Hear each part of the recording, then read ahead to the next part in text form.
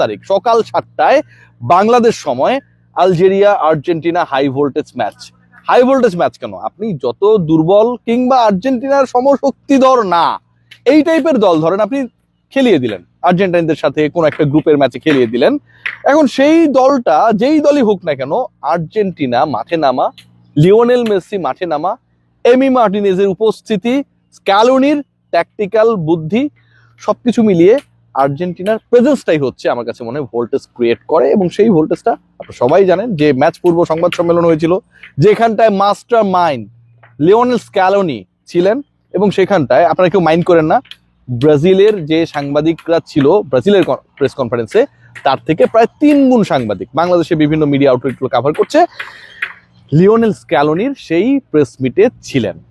Argentina match নিয়ে অনেক ধরনের আলোচনা রয়েছে, এবং সেই আলোচনাগুলো একটা জায়গায় গিয়ে কিছুটা হলেও ধাক্কা খাচ্ছে, কারা খেলছে কারা খেলবে না, কাদের নিয়ে কনফিউশনস রয়েছে, এবং নাম্বার 9 নিয়ে সবচেয়ে বড় প্রশ্নের জায়গা আছে লিওনেল মেসির সাথে টপিক কি থাকবে, সেই প্রশ্নের প্রত্যেকটা উত্তর দেওয়ার চেষ্টা করবো। তবে তার আগে যারা কিছুটা হলেও আগের কয়েকটা ম্যাচ দেখে হতাশ হয়েছেন, তারা হয়তো আর্জেন্টিনা এবং আলজেরিয়ার এই যে ম্যাচটা হতে যাচ্ছে সকাল 7টায়, সেটা নিয়ে কিছুটা হলেও দ্বিধা দ্বন্দ্ব, টেনশন, কনফিউশনে থাকতেই পারেন, and that is very rational. কেন? কেপ ভার্দে স্পেনকে আটকে দিয়েছে। 40 বছর বয়সী গোলকিপার, যিনি অর্থের অভাবের কারণে তার মাকে খেলা দেখতে আনতে পারেন নাই, তার খেলা ভাই পুরো পৃথিবীর মানুষ দেখেছে, সরাসরি দেখেছে, অনলাইনে দেখেছে, খবরে পড়েছে, and he became the hero of that particular match. প্রথম ওয়ার্ল্ড কাপ খেলতে নেমে একটা ছোট্ট দেশ, যারা হচ্ছে 10টা বিচ্ছিন্ন দ্বীপ নিয়ে গঠিত, তারা চমক দেখিয়েছে। সৌদি আরবিয়া উরুগুয়েকে, বিশ্বকাপ মানেই উরুগুয়ের চ্যাম্পিয়নশিপ দিয়ে শুরু হয়েছিল, আটকে দিয়েছে। এবং ব্রাজিল, তারা মরক্কোর সাথে সব জায়গার যেই প্রেডিকশন ছিল সেটা হচ্ছে 2-1 অন ফেভার অফ ব্রাজিল, ধাক্কা খেয়েছে, শেষ পর্যন্ত ম্যাচ ড্র হয়েছে। সো আর্জেন্টিনা আলজেরিয়া ম্যাচটাও কি এরকম কিছু একটা হবে? Those teams, those are favourite, যাদের কাছ থেকে কনভিনসিং উইন সবাই এক্সপেক্ট করে, তারা ধাক্কা খাচ্ছে। আর্জেন্টিনাও কি সেই পথেই যাচ্ছে কিনা, বা ম্যাচের ফল according to the hype or voltage of that particular match, according to the status of the stars, সেদিকেই যাবে, কনফিউশন রয়েছে। তবে এখন পর্যন্ত মনে হচ্ছে আর্জেন্টিনার ক্ষেত্রে তেমনটা ঘটার সম্ভাবনা নেই, কারণ they are going smoothly and they are going too good. লাস্টবার যখন আর্জেন্টিনা শুরু করলো তাদের ওয়ার্ল্ড কাপ ক্যাম্পেইন সৌদি আরবিয়ার বিপক্ষে, যে ওয়ার্ল্ড কাপটা আমি কভার করেছিলাম, প্রথম ম্যাচে আর্জেন্টিনা হেরে গেল, এবং পরাজিত সেই দলটা শেষ পর্যন্ত গ্রুপ স্টেজে টপ হয়ে নকআউটে গেল, এবং শেষ পর্যন্ত তারা চ্যাম্পিয়নও হলো। এখন এই চ্যাম্পিয়নশিপ নিয়ে আলোচনা করতে গেলে কয়েকটা নাম সামনে আসবে। 1 নাম্বার নাম যেটা আসবে সেটা লিওনেল মেসি। আমি কেন এই আলোচনা করছি একটু পরেই বুঝতে পারবেন। 2 নাম্বার নাম, লিওনেল মেসির থেকে কোনো অংশেই তার ভূমিকা, অবদান এবং তার যে পারফরমেন্স কম ছিল না, এমি মার্টিনেজ। লাস্ট মোমেন্টে আর্জেন্টিনা হেরেও যেতে পারতো যদি ওই দুর্ধর্ষ সেভস গুলো তিনি করতে না পারতেন। 3 নম্বর যে নামটা সেটা হচ্ছে আলভারেজ। এখন আর্জেন্টিনার যে 25 সদস্যের বিশ্বকাপ স্কোয়াড যারা আমেরিকাতে রয়েছে, সেই ওয়ার্ল্ড কাপ স্কোয়াডের এই 3 জন সহ টোটাল শুরুর দিকটায় 9 ফুটবলার দে ওয়ার ইনজুর্ড, এবং এই 9 জন ফুটবলার তারা হচ্ছে 100% ফিট না। এই সিচুয়েশনে যখন একটা দল খেলার অপেক্ষায়, ঠিক তখন প্রশ্ন জাগে প্রথম ম্যাচের আগে আসলে তাদের মধ্যে কতজন প্রপারলি ফিট। আমি এক এক করে উত্তর দেব। লিওনেল মেসিকে নিয়ে কোনো সংশয়ের সুযোগ নেই, আমার বিভিন্ন নিউজে, রিপোর্টে, কার্ডসে আপনারা দেখেছেন সেটা। এমি মার্টিনেজের আঙুল নিয়ে অনেক আলোচনা ছিল, ভাঙা আঙুল, খেলতে পারবেন কিনা, তাকে আমরা সেই আগের রূপে দেখতে পারবো কিনা। স্ক্যালোনি তিনি সংবাদ সম্মেলনে ক্লিয়ার করেছেন, yes there is no doubt. তিনি এভাবে বলেননি যে তিনি খেলবেনই, তিনি বলেছেন আগের ম্যাচেসগুলোতে তিনি খেলে থাকেন তাহলে সংশয় নেয়ার কোনো সুযোগ নেই।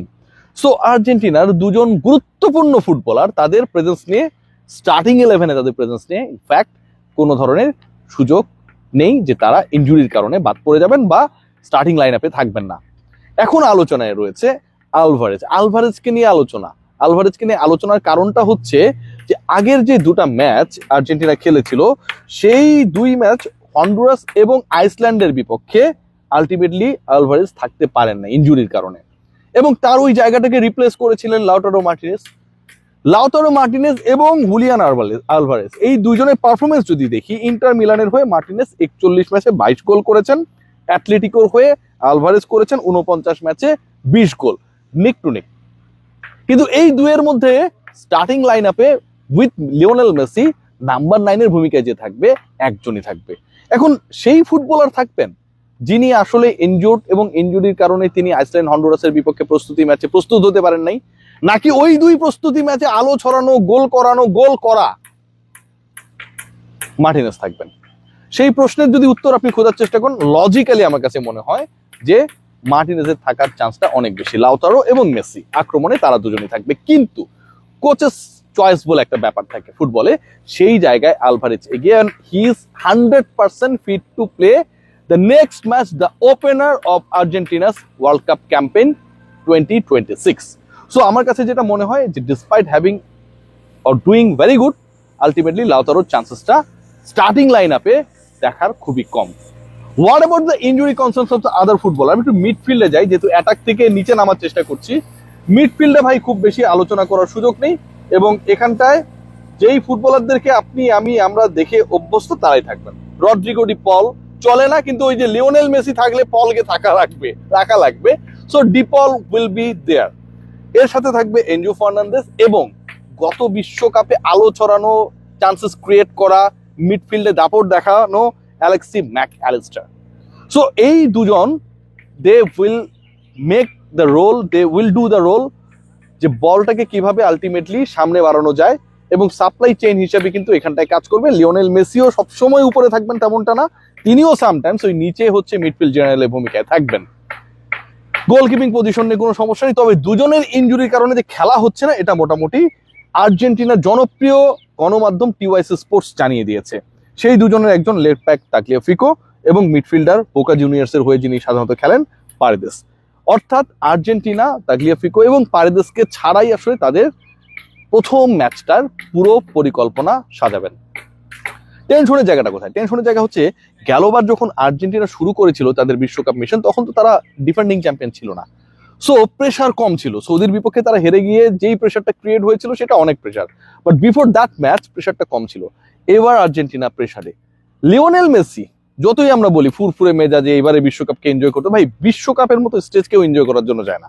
ওইখানে যারা যায় ওরা চ্যাম্পিয়ন হওয়ার জন্য, ভালো করার জন্য, ট্রফিটার লক্ষ্যেই যায়। এবং যদি ওই ফুটবলারের নাম রোনালদো, মেসি এই টাইপের হয়, তাহলে এখানে ডিফারেন্ট কোনো ডিসকাশনের সুযোগ নেই। হ্যাঁ, আপনি প্রেশার রিলিজ করার জন্য অনেক আজে বাজে কথা বলতে পারেন, যে আমরা এনজয় করবো। আর্জেন্টিন ফ্যানরা বলে না যে আমরা কোনো টেনশন করছি না, এবারে যা হওয়ার হবে, মেসি তো ওয়ার্ল্ড কাপ পেয়ে গেছে। আগামীকাল সকাল 7:45 থেকে তারা টিভির সামনে বসবে হচ্ছে আর্জেন্টিনা যেন বিশ্বকাপ জয়ের মিশনে প্রথম ম্যাচটা ভালো করে, এটাই সত্য। এখন এই টেনশনকে যদি দূরে ফেলিয়ে দেওয়া যায়, তাহলে থাকে স্ট্যাট। আলজেরিয়ার বিপক্ষে নামার আগে এবারের ওয়ার্ল্ড কাপটা একটু উল্টাপাল্টা হচ্ছে। স্পেনকে নিয়ে কত এক্সপেকটেশন, তারা সেটা ফুলফিল করতে পারেনি। ব্রাজিলের স্টার্টিংটা আসলে যতটা এক্সপেক্টেড ছিল সেটা হয় নাই। উরুগুয়ের মতো দল শেষ পর্যন্ত আটকে গেছে, এবং এর থেকেও বড় ব্যাপার সেটা হচ্ছে কেপ ভার্দের মতো দলও চমক দেখিয়েছে। সো এটা যদি কন্টিনিউ করে, এই ম্যাচেও এবারের ওয়ার্ল্ড কাপের এখন পর্যন্ত প্রথম রাউন্ডের সবচেয়ে গুরুত্বপূর্ণ and biggest expectation choice match, যেখানটায় বিশ্ব চ্যাম্পিয়নরা প্রথমবার নামছে, সেই ম্যাচে যদি এরকম কিছু একটা পুনরাবৃত্তি ঘটে, আমি মনে করি that will be very much frustrating for all, but the chance is very minimum. সবাই ভালো থাকবেন, take great care, just waiting to see Lionel Messi again in World cup campaign.